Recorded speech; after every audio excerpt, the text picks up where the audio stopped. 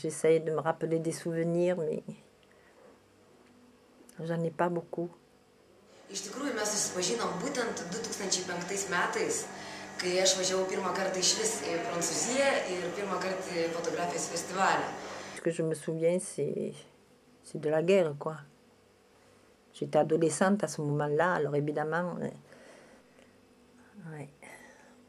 Pradžioje aš tik ją fotografavau jos aplinkoje, belaukiant mirties, man labai keistos būsenos atrodė ir man buvo tas labai įdomu.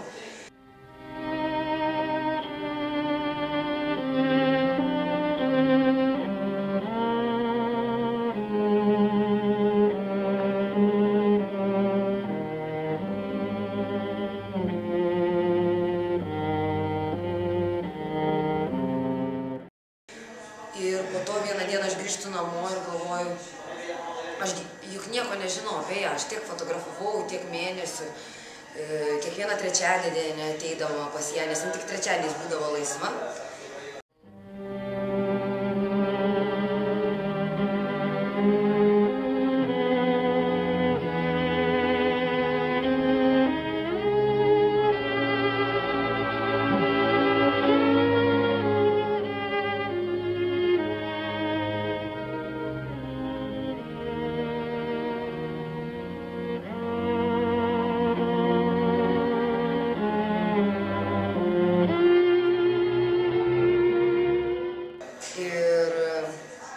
Ir aš galvoju, nieko nežinau apie ją, aš turiu kažkaip rašyti jos balsą ir ją nufilmuoti, kad prasiplėstų tas suvokimas, kuo jinai gyvena, ne vien tik, kad būtų mano interpretacija, bet būtų ir tikra gyva istorija.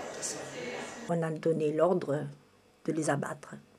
Donc j'ai vu fusiller ces 4 hommes.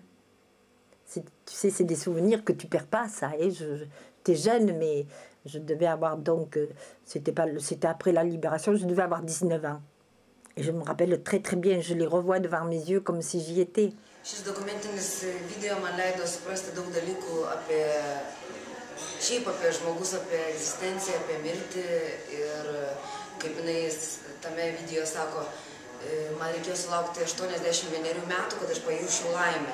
Tai man buvo iš tikrųjų atradimas, nes aš visuomet bijau mirties ir aš galvojau, kad visas grožis ir žmonių laimė gali būti tik jaunystėje, bet tik ne senatvėje. Ir ji būtent per šitą video man atskleidė tokius dalykus, kuriuos aš anksčiau nežinau ir aš supratau, kad senatvė irgi gali būti gražus etapas ir ramus etapas ir laimingas etapas. Voilà. Ça, c'est tout ce que je peux te raconter sur ma vie, ce que je m'en souviens tout au moins. Ouais.